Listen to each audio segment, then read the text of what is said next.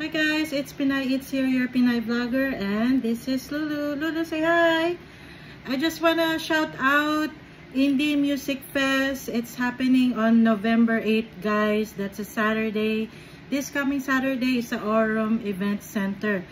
And, nako, pumunta na kayo doon.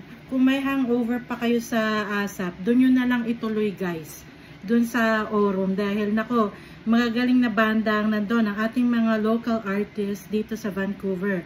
Katulad ni The Uncles, Callen with Gladys, Ewan, tsaka syempre, si Jello, Granados. Nako, talagang i-follow nyo yung mga musicians natin na yan. At sana pumunta kayo sa Indie Music Fest.